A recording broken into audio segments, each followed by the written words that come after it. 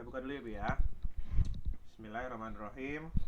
Assalamualaikum warahmatullahi wabarakatuh. Alhamdulillah wassalatu wassalamu ala Rasulillah wa ala alihi wa sahbihi wa man wala amma ba'd. Alhamdulillah, hari ini insyaallah kita akan memulai kembali kelas pengayaan kita untuk hari yang terakhir insyaallah. Hari ini kita seperti biasa ada sesi pertama dari jam 8 sampai jam 8.30, sesi kedua dari jam 9 sampai 9.30, dan sesi ketiga dari jam 10 sampai 10.30.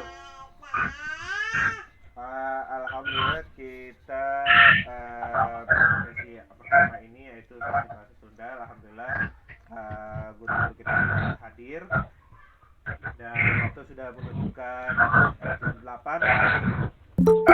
Jadi bismillah kita mulai aja. Kita persilahkan guru-guru kita untuk menyampaikan materinya. Falyatafaddal Maskuro. Silakan, Bu.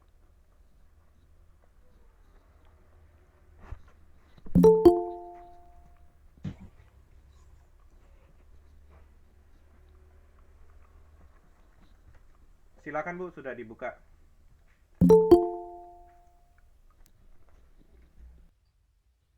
Ya, Pak Ridi. Oke, sudah. Bismillahirrahmanirrahim. Oh, boleh, Bang. Dimulai ya. Ada. Oke, Bismillahirrahmanirrahim. Kenapa? Boleh dimulai. Suaranya jelas, Pak? Jelas. Oke, mulai. Oke, ya. Bismillahirrahmanirrahim. Assalamualaikum warahmatullahi wabarakatuh. Untuk hari ini, Ibu akan sedikit ya menjelaskan materi mengenai sajak dan juga aksara Sunda. Nah, mungkin barangkali anak-anak yang ingin sama-sama mereview bareng ya untuk materi aksara Sunda dan juga sajak boleh lewat ini nih buku bahasa Sunda ya atau modul pengajaran bahasa Sunda. Jadi kita bisa sama-sama lihat ya bareng gitu. Untuk lebih enaknya kalian bisa pakai ini sebagai media ya modul pengajaran bahasa Sunda. Karena nanti di aksara Sunda itu kan banyak sekali simbol-simbolnya gitu untuk lebih jelasnya aja sih sebetulnya ya. Oke. Bismillahirrahmanirrahim. Ibu mulai dari materi sajak. Baik. Apa itu sajak? Oke. Pertama Ibu akan menjelaskan menggunakan bahasa Sunda ya. Oke. Sajak ya kalau di buku itu sajak nyata salah sahiji sastra Sunda anu direka dina wangun basa ugeran atau puisi. Sanajan ditulis dina wangun ugeran, setelah sajak mah teu pati kaugeut ku patokan jumlah enang saban padarisan jeung jumlah padarisan dina saban ada. Artinya bahwa sajak itu ya merupakan suatu puisi ya, tapi puisinya puisi modern kalau sajak itu. Jadi sajak itu bagian dari puisi, namun puisinya puisi modern. Yang membedakan sajak dengan puisi lain atau puisi lama, yang pertama sajak itu tidak terlalu terikat oleh aturan. Ya, berbeda dengan puisi pada umumnya. Kalau puisi pada umumnya itu terikat oleh aturan, gitu ya. Misal satu bait itu harus 4 baris ya. Jadi kalau bahasa Sunda itu satu pada itu satu bait itu harus misalkan 4 padalisan itu 4 baris. Itu untuk puisi lama begitu aturannya. Tetapi untuk puisi ataupun puisi modern ataupun sajak itu tidak begitu. Kalau sajak itu dia tidak terlalu terikat oleh aturan. Bisa jadi satu bait itu ada 3 baris begitu ya, dan mungkin bisa 5 baris gitu. Karena sajak berbeda dengan puisi lainnya. Oke, jadi secara sederhana bahwa sajak adalah bagian puisi namun termasuk ke dalam puisi yang bersifat modern gitu. Mengapa bisa begitu? Karena menurut sejarah atau asal muasal itu asal usul ya, asal usul adanya sajak itu ya memang terpengaruh oleh karya sastra bangsa Eropa ya. Itu sekitar tahun 1946 gitu ya, itu sangat lama sekali, udah lama sekali begitu ya. Nah, jadi begitu ya. Sajak adalah puisi modern, bagian dari sajak adalah puisi modern dan sajak bagian dari puisi. Mengapa dikatakan puisi modern? Karena tidak terlalu terikat begitu dengan aturan-aturan ya. Nah, di sini ada unsur. Sajak juga sama. Sajak memiliki unsur-unsur ya. Apa saja unsur-unsurnya? Yang pertama yaitu ada tema ya. Temanya eta pokok persoalan anu ditepikeun dina sajak pengarang. Artinya tema di sini adalah ide gagasan dari pengarang yang dituangkan melalui sajak gitu kan. Itu yang pertama unsur dari sajak adalah tema. Ya, atau ide gagasan dari pengarang gitu. Lalu yang kedua ada rasa. Rasa nyata sikap pangarang karena objek anu dicaritakeuna nah sedih, bunga, ambek, yakin jeung sajabana. Artinya rasa di sini adalah bagaimana rasa dalam sajak itu sendiri, apakah memberikan rasa yang sedih, apakah yang senang gitu ya, atau bahagia, ataupun rasanya itu misalkan marah gitu ya. Jadi tergantung pada sajaknya itu sendiri ya. Lalu yang ketiga ada nada. Nadanya eta sikap pangarang kanu maca dina sajakna. Nah, nadana sini nyumpun ngajarkeun atawa masrahkeun sagemblengna kana sikap anu maca. Artinya di nada ini pengarang bisa juga apa ya? Memberikan nada gitu. Kalau misalkan ini sajak tentang atau temanya yang sedih, itu nadanya itu mungkin akan mellow ya, akan lebih apa ya, sedih gitu nadanya juga, jadi ikut berpengaruh ya terhadap tema gitu. Jadi kalau temanya marah misalkan sajaknya marah, mungkin nadanya pun bisa jadi nadanya sinis gitu ya, dalam pengucapan sajaknya pun nadanya dengan nada yang sinis gitu. Jadi nada juga bagian dari unsur sajak ya gitu. Nah, yang keempat yaitu ada amanat. Apa itu amanat? Yaitu maksud nu hayang ditepikeun ku pangarang ngaliwatan sajakna. Artinya pesan yang ingin disampaikan oleh pengarang gitu, amanat itu. Tergantung pada temanya. Apakah tentang keimanan misalkan, secara tidak langsung tersirat ya, di situ ada amanatnya. Yang atau pesan yang ingin disampaikan oleh pengarang gitu dalam sajaknya. Lalu yang kelima di sini ada wirahma. Wirahma nyaeta galindengna suara kecap atau panjang pondokna nada. Artinya begini, di wirahma itu galindengnya itu kayak galindeng panjang pondok. Artinya alur pengucapan, alur kata itu maksudnya gini, ada yang pelan, ada yang cepat gitu ya. Jadi ketika misalkan orang sedang membacakan sajak, itu ada yang memang kata tertentu dibaca dengan pelan, ada juga yang dibaca dengan dihentak cepat gitu ya, itu wirahma. Jadi kayak ritmenya gitu ya. Begitu. Jadi kalau di sajak tuh ada yang namanya wirahma atau ritme kata gitu. Ada yang dibaca dengan cepat, ada juga yang dibaca dengan pelan seperti itu. Nah, lalu di sini ada diksi. Diksi atau pilihan kecap atau pilihan kata ya, diksi itu. Umumnya kecap mau dipilih teh dibanda arti konotatif atau arti injeman. Artinya dalam diksi atau pilihan kata itu biasanya berupa konotatif ya, atau kata dengan makna yang tidak sungguhnya, tidak sebenarnya ya. Jadi kunci dari sajak itu adalah diksi pilihan kata. Contoh misalkan sama ya, kalau di Indonesia juga misalkan kayak besar kepala, ada kan itu istilah, atau panjang tangan bagi orang yang suka atau mencuri gitu ya, biasanya si A itu panjang tangan gitu. Mun cek Sunda namanya panjang lengan gitu nya. kayak gitu. Terus besar kepala gitu ya, gede hulu menuju Sundama gitu. Terus juga contoh misalkan ibu ngutip salah satu sajak ya, jadi kurang lebih liriknya seperti ini. Angin ngahiliwir tirisna nojosan kajero raga. Jadi angin ngahiliwir tuh jadi kayak apa ya, semilir angin ya, angin ngahiliwir semilir angin lah. Tirisna nojosan kajero raga, saking dinginnya menusuk ke dalam jiwa. Nah itu kan konotasi ya gitu. Secara logika memang angin bisa ya menusuk gitu ya ke dalam jiwa gitu, menusuk ke dalam artian kayak gitu. Jadi itu adalah konotatif ya melalui diksi. Jadi pilihan kata yang memang sengaja digunakan untuk sajak gitu ya. Jadi anginnya hiliwir tirisna nojosan kajero raga gitu ya. Kurang lebih kayak gitu. Nah, terus di sini juga ada yang ketujuh ya, itu ada implengan. Implengan itu imaji. Jadi imaji itu nyaeta gambaran anu karasa, kaambe, kadenge, atau kakempokku, pamaca, upama maca, atau ngaragegan saja. Jadi di implengan atau imaji ini kayak imajinasi. Biasanya gini, kita baca saja, ya.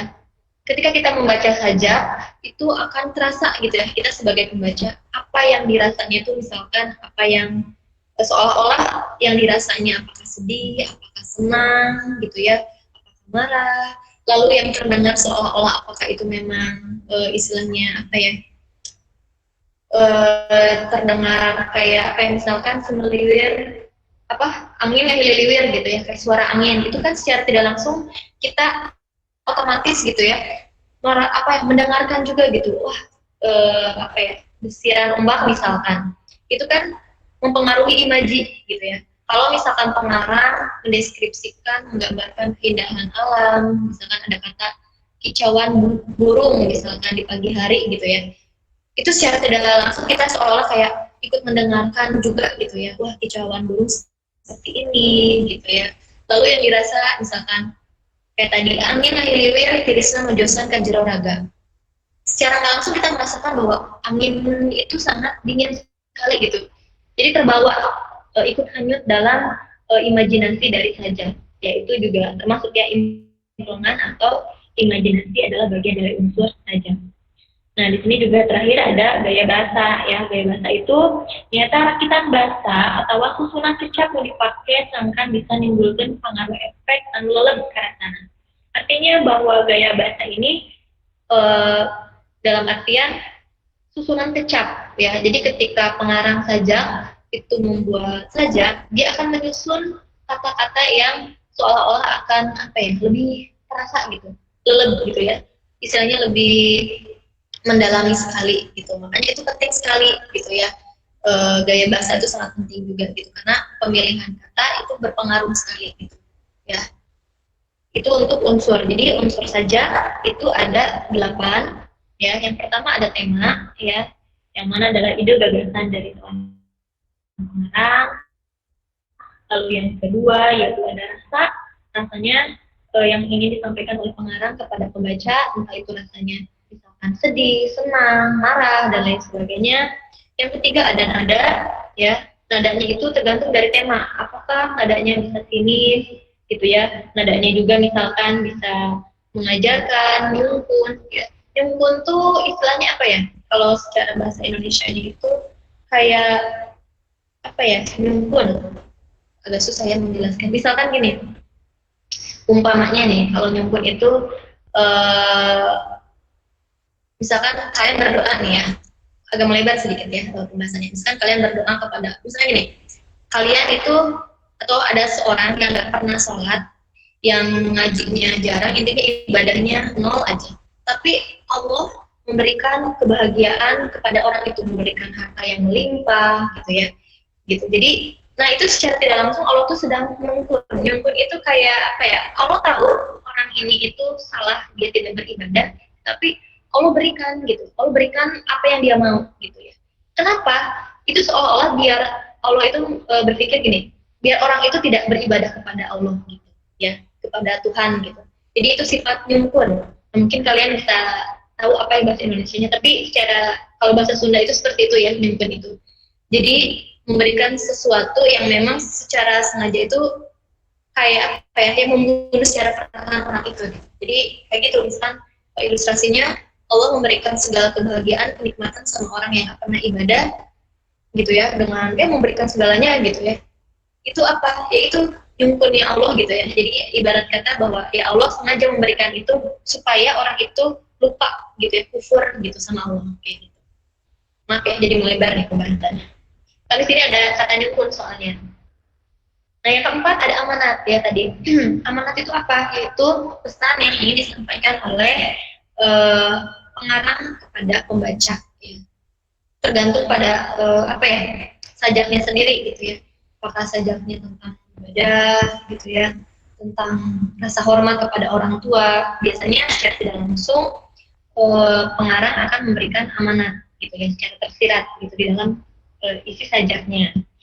Nah yang keenam adalah diksi ya, yaitu pilihan kata atau pilihan kecap ya. Pilihan kata di sini biasanya diksi itu menggunakan kata-kata yang tidak sesuai dengan makna sebenarnya atau bersifat konotasi ya, konotatif. Dan perlu kalian tahu bahwa diksi atau pilihan kata adalah kunci dari sajak. Sajak yang yaitu yang membedakan sajak dengan puisi lainnya, yaitu adalah dari diksi salah satunya atau pilihan katanya. Karena orang lebih tertarik, apalagi yang pencinta sastra itu akan sangat senang gitu ya, akan sangat minat sekali ketika membaca sajak karena diksi atau pilihan katanya itu sangat menarik sekali. Jadi anti mainstream lah ya, tidak biasanya gitu ya dengan bahasa lainnya. Lalu sini ada yang ketujuh adalah implengan atau imajinasi, yaitu tadi imajinasi membawa pembaca untuk mendalami lebih dalam sajaknya itu bagaimana gitu ya, mulai dari panca inderanya itu kita seolah kayak dibawa gitu ya, mendalami banget. Misalkan itu tadi yang tadi Ibu bilang, contoh dinginnya angin masuk ke dalam raga gitu ya, berarti kita secara tidak langsung merasakan dinginnya. Terus desiran angin, desiran ombak, seliwer angin gitu ya, kayak gitu-gitulah. Itu juga secara tidak langsung indera kita juga ikut apa yang merasakan imajinasi. Nah yang terakhir adalah gaya bahasa. Gaya bahasa sendiri yaitu tadi susunan dari setiap kata per kata ya. Jadi kalau misalkan pengarang saja gitu ya, menyusun katanya itu sedemikian rupa menarik gitu ya. Ditata dengan baik, dibuat indah, apalagi ditambah dengan tadi diksi ya, dengan kata-kata yang memang sifatnya konotasi gitu ya, yang membuat orang itu mencernanya nggak bisa sekali baca biasanya gitu ya, perlu berkali-kali untuk bisa mencerna saja karena diksinya itu yang kita harus tahu gitu, karena banyak banget diksi yang atau kosakata mungkin ya yang belum, tidak umum lah gitu orang tahu ya gitu, karena itulah memang fungsi dari diksi gitu. Dan itu membuat sajak menjadi beda perbedaannya gitu. Oke, untuk materi saja cukup ya Ibu rasa. Selanjutnya yaitu kita bahas mengenai aksara Sunda. Nah untuk materi aksara Sunda sebetulnya Ibu agak sulit ya, karena di sini kita sebetulnya harus ada contohnya gitu ya, contoh penulisannya gitu. Mungkin kalau kalian lihat modul pengajaran ya, buku bahasa Sunda ini, kalian bisa lihat ya pada halaman 62 yang kita membahas mengenai aksara Sunda. Nah jadi aksara Sunda sendiri sebetulnya apa ya, sebuah itu aksara zaman dulu ya. Jadi orang Sunda juga punya gitu, bahasa tulisannya gitu, tapi memang dulu gitu ya, karena sudah lama sekali. Oke, jadi secara bahasa aksara Sunda adalah huruf dalam bahasa Sunda yang digunakan untuk menuliskan bahasa atau hitungan Sunda. Ya, itu secara bahasa. Nah, dalam sejarahnya kaidah penulisan aksara Sunda kuno hampir sama dengan aksara Jawa yang dipakai dalam menuliskan kata-kata dalam bahasa Sunda. Nah, aksara Sunda dibagi menjadi 4 jenis, yaitu ada aksara Sunda kuno, aksara Sunda Pegon, aksara Sunda Cacarakan, dan aksara Sunda Bambu. Gitu ya. Jadi secara bahasa, ya aksara Sunda adalah huruf dalam bahasa Sunda yang digunakan untuk menuliskan bahasa atau hitungan Sunda. Gitu ya. Itu secara bahasanya seperti itu. aksara Sunda macam-macam ya. Nggak cuman orang Sunda aja yang punya, bahasa Jawa juga punya kalau tidak salah ya.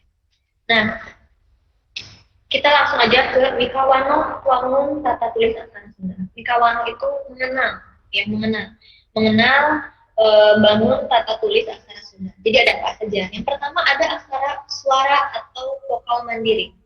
Yang mana ini kayak huruf vokal kalau dalam bahasa Indonesia ada A, I, U, E, O, sama bahasa Sunda juga sama ya, untuk aksara Sunda juga sama. Nah, namun aksara vokal ya, aksara suara atau vokal mandiri dalam aksara Sunda itu ada 7 gitu ya. Ada A, I, U, E,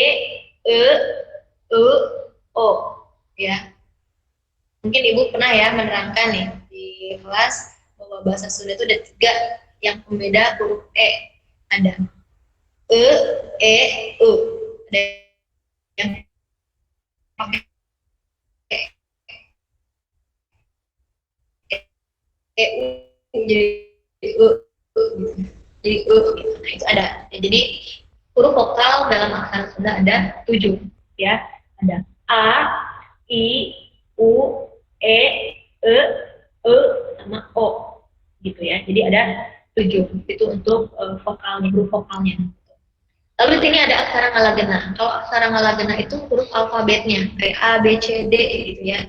Nah, aksara Ngalagena ini atau konsonan itu jumlahnya ada 23. Yang membedakannya itu satu kata satu huruf itu dibacanya itu kayak ada 2 huruf maksudnya. Contoh, kalau misalkan menulis kata P gitu ya, atau alfabet P, itu kalau di kita nih ya, Indonesia, bahasa Indonesia itu ya P ya sudah P gitu ya. Tapi kalau di Sunda itu pakai A jadi K. Contoh jadi kayak K, Ga, Nga, Ca, Ja, Nya, Ta, Da gitu. Jadi ada ujungnya itu ada huruf A-nya, ada huruf vokal A-nya gitu ya. Ada Sa, ada H, ada Ta, Fa, H gitu ya, ada za, ada na, ba, gitu ya, pa. Intinya alfabetnya itu di setiap ujungnya itu ada a, gitu ya. Tapi ada nggak huruf a? Nggak ada, gitu ya. Gitu di sini nggak ada huruf a kayak kita seperti biasanya, gitu ya. A nggak ada. Kalau B ada, jadi ba. Kalau C ada nggak? Kalau C berubah juga, gitu ya. Jadi ca kayak gitu, ya. Kecuali untuk a-nya nggak ada. Nah, berikutnya ada rangkaian atau vokalisasi dibagi karena tilu kelompok dumata tempat nyimpenan. Jadi ada rangkaian ya atau huruf vokal atau aturan rangkaian itu adalah aturan ya. Aturan vokal yang mana dibagi dalam 3 kelompok. Nah, yang pertama itu ditulis di luhuran aksara Ngalagena. Jadi ada simbol yang ditulis di atas huruf konsonan tadi ya, yang ada ca, ba, pa gitu ya. Nah, jadi simbol yang ditempatkan atau ditulis di atas huruf konsonan, nah disebut panghulu. Jadi katakan panghulu. Dan sifatnya atau fungsi dari panghulu ini adalah merubah suara A jadi suara I ya. Merubah huruf asalnya yang huruf akhir kan pa ya. Misalkan dia kan konsonannya A tuh, huruf akhirnya. Berubah dari A ke I. Jadi pa pakai konsonan pakai rangkaian panghulu itu jadi pi gitu. Karena merubah dari A ke I. Ya, itu panghulu sifatnya begitu. Jadi merubah huruf konsonan A ke I. Berikutnya ada pamepet. Pamepet itu merubah huruf vokal A menjadi E gitu ya. Jadi misalkan ba jadi B kayak gitu ya. Nanti kalau di buku itu ini ada contohnya ya, lebih jelas lagi gitu. Nah, lalu ada paneleng. Paneleng atau paneleng ya, paneleng. Paneleng ini merubah suara A atau huruf vokal A menjadi E gitu ya. Nah, di sini ada terus ada juga panglayar yang mana fungsinya menambah. Kalau yang tadi kan merubah ya, ketiga tadi itu merubah, kalau ini menambah. Menambah huruf vokal A menjadi R gitu ya. Menambah huruf vokal tambahan menjadi R gitu. Misalkan contoh kata ajar ditambah rangkaian panglayar jadi ajar Jadi ada R-nya, karena kan dia menambah, ya sifatnya dia menambah suara R gitu ya, menambah huruf R gitu ya, kalau panglayar. Kalau yang tadi merubah, kalau ini menambah. Nah, di sini ada panyecek. Panyecek itu sama juga menambah suara yang ditambahkan huruf ang. Ang itu ng ya, itu ang. Jadi misalkan contoh kata mama, mama ditambah rangkaian panyecek gitu ya, otomatis jadi mamang. Mamang itu kalau di Sunda itu paman ya, paman, mamang kayak gitu. Nah, di bagian kedua itu udah ya. Di bagian pertama yang mana tadi itu simbolnya ditulis di atas huruf konsonan. Nah, kalau ini ditulisnya itu simbolnya di bawah huruf konsonan. Tentu fungsinya pun berbeda ya. Oke, mau ditulis di hadapan aksara ngalagana. Jadi yang ditulis di bawah huruf ngalagana. Yang pertama ada panyuku. Panyuku yaitu merubah suara A jadi U ya, merubah ya, artinya merubah huruf yang belakang yang A-nya A jadi misalkan jadi U ya. Kalau misalkan kata ca pakai simbol panyuku itu jadi cu ya, A-nya hilang karena dirubah A jadi U gitu. Lalu di sini ada panyiku. Panyiku itu menambah huruf vokal jadi la. Misalkan contoh sama ya, katanya saha itu berubah karena ditambah huruf la menjadi sahla kayak gitu ya. Nah, di sini juga ada panyakra. Panyakra juga sama, sifatnya nambahan suara ra. Contoh sata ya, jadi satra gitu ya, kayak gitu lagi. Terus juga nah itu untuk simbol yang ditulis di bawah huruf ngalagana ya. Nah, sekarang ada simbol, yaitu simbolnya yang ditulis sejajar dengan aksara ngalagana ya. Yang pertama ada paneleng ya. Kalau tadi paneleng, kalau ini paneleng ya. Jadi kalau ada kata ketentang itu kayak yang atasnya ada curak itu ya, kayak kutip ya, kayak kutip garis di atasnya itu dibacanya ya gitu. Kalau nggak ada garis di atasnya itu kalau ada u jadi gitu ya. Nah, ini jelas ya dibacanya paneleng karena nya itu ada simbolnya, ada tandanya, ada garisnya di atas, jadi dibacanya. Ini paneleng. Paneleng yaitu fungsinya untuk merubah suara a jadi ya, sama. Ini cuman dia ini si simbolnya jajar ditulisnya ya, jajar dengan huruf ngalagana. Oke, itu untuk paneleng ya. Contohnya sara jadi sare gitu ya. A-nya hilang jadi jadi sare, sare gitu. Sare itu tidur ya, tapi kasar itu bahasanya. Nggak kasar sih, loma ya, bahasa untuk buat teman boleh, tapi untuk orang yang lebih tua itu nggak bisa pakai kata sare ya, itu kasar. Oke, yang berikutnya ada panolong. Panolong ini yaitu merubah huruf vokal A menjadi O ya. Itu misalkan otonoma gitu ya, diganti ata misalkan tama gitu ya, jadi tomo misalkan kayak gitu. Itu contohnya kayak gitu ya. Nah, terus juga di sini ada pamae. Pamae itu ngaleungitkeun suara vokal dina aksara ngalagena gitu. Misalkan contoh kalau misalkan kalian pengen kata bapak. Nah, pengen kata bapak, terus kalian bapak B, kan kalau konsonan itu semuanya ada A-nya tuh. Bapak jadi BA, PA gitu kan. Kita pakai K ya, KA. Nah, kalian ingin menghilangkan nih, masa bapak K jadinya nggak mungkin kan, kalian pengen nulis bapak misalkan. Jadi si A-nya ini yang di akhir yang huruf KA-nya, A-nya itu dihilangkan menggunakan namanya itu rangkaian pamae untuk menghilangkan ngaleungitkeun suara gitu ya. Jadi suara vokal yang A-nya dihilangkan secara otomatis gitu ya, pakai simbol itu. Jadinya kalau bapak, misalkan bapak K jadi bapak A-nya silang secara otomatis gitu menggunakan simbol kome ya seperti itu. Lalu di sini ada juga rangkaian pangsiwan. Apa itu pangsiwan? Yaitu penambahan suara H gitu ya. Misalkan kata pita kalian tambahin pakai H. Jadi pakai rangkaian pangsiwan karena fungsinya ini untuk menambahkan huruf H begitu ya. Nah, itu untuk contohnya bisa jadi pisah ya ditambahin seperti itu. Lalu di sini ada angka. Ya itu tadi sudah ya mengenai hurufnya. Lalu di sini ada angka. Angka di sini juga sama ya. Kalau kita kan 1 2 3 sampai 9 ya normal begitu. Kalau aksara Sunda juga punya gitu ya.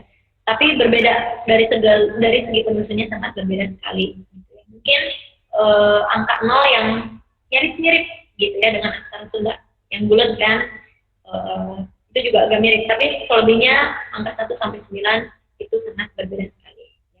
Oke, untuk rangkaian untuk aturan bahasa Sunda tadi ya dibagi menjadi 3 gitu ya. Tadi ada yang ditulis simbolnya, ada yang ditulis di bawah, di atas huruf konsonan, ada yang di bawah, ada yang juga yang sejajar. Oke, waktunya juga sudah habis ya. Mungkin ada yang mau ditanyakan dulu, boleh? Bu, ini untuk Bu. Kenapa, Pia? Ini kan yang aksara Sunda ini ditambahin kurang katanya itu fungsinya buat apa ya, Bu? Gimana kurang jelas, Pi? Pelan-pelan, Pi. Kan yang aksara Sunda ini ditambahin ada yang ditambahin ada yang tambah ada yang tambah ada yang kurang katanya, ada yang ya kan, Bu?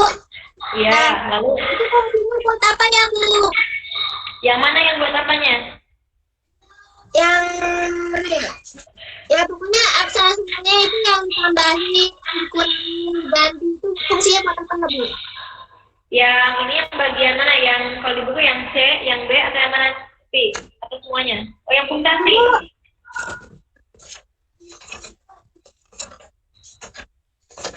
Benar, Bu, benar. Coba.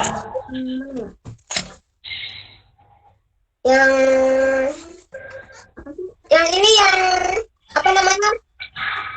Apa ya namanya ini? Yang melarangkan panyakra. Panyakra. Heeh. Panyakra, bentar.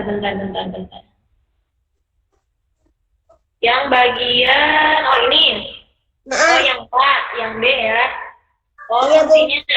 fungsinya sendiri untuk menambah vokal, jadi nambah huruf ra gitu. Oh, dulu, oke. Bentar. Itu yang, panyakra. Iya, Bu. Bentar. Sebetulnya kalau di sini itu kan ra ya. Kalau ra kan nggak usah pakai panyakra karena memang ada kan di konsonannya nggak sih? Iya. Nah, sebetulnya, oke, makasih ya, Pi, koreksinya. Ibu Oke. baru ingat, kalau untuk panyakra ini, fungsinya adalah untuk menambahkan huruf R, tapi di tengah-tengah huruf konsonan, Pi. Oh, Gitu. Jadi contoh, kalau kata Pak, kalau pakai panyakra jadi pra, karena R-nya di tengah, ya. Kalau pu, misalkan pakai konsonan panyakra jadi pru, ya. Begitu. Iya. Oke, paham ya, Pi, ya? paham, Bu. Makasih ya, Pi, koreksinya. Ibu baru ngeh loh. Makasih banyak. Iya, sama-sama. Oke. Mungkin sekian ya untuk materi, karena juga waktu kita sudah limited, sudah habis gitu. Jadi bisa diakhiri mungkin ya. Ya, mau Oke. penutupan dulu. Bagaimana? Mau penutupan sekarang? Oh, waktu udah habis kan ya? Ya. Oke, penutupan aja ya. Mohon maaf juga sebelumnya nggak bisa banyak mungkin yang ingin bertanya, tapi kalau ada yang ingin bertanya lebih lanjut boleh, mungkin ada yang tahu nomor WhatsApp Ibu, boleh WhatsApp Ibu aja. Oke, sebelumnya Ibu terima kasih ya kalian yang sudah bangun pagi nih ya, menyempatkan untuk belajar bersama gitu ya. Sebelumnya juga Ibu mohon maaf ya dalam penyampaian, masih banyak sekali kekurangan ya karena kita sharing aja ya. Oke, sekian. Terima kasih ya. Wassalamualaikum warahmatullahi wabarakatuh. Waalaikumsalam warahmatullahi wabarakatuh. Ya, terima kasih banyak Bu atas penyampaian materinya. Oke, sama-sama Pak. Seperti yang tadi sudah disampaikan, jika ada yang masih ingin ditanyakan, bisa langsung hubungi ibunya ya. Iya, betul. Oke. Kalau dengan demikian, sesi ini akhirnya sudah selesai. Terima kasih banyak. Insya Allah nanti ada sesi selanjutnya. Yang ini boleh, mau istirahat dulu boleh, keluar dulu boleh. Oke. Dengan demikian kita tutup dulu pertemuan sesi kali ini dengan kafaratul majelis. Subhanakallahumma wa bihamdika asyhadu an la ilaha illa anta astaghfiruka wa atubu ilaik. Assalamualaikum warahmatullahi wabarakatuh. Waalaikumsalam warahmatullahi wabarakatuh.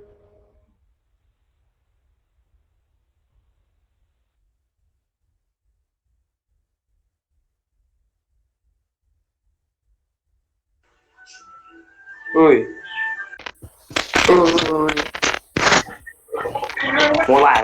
Mulai.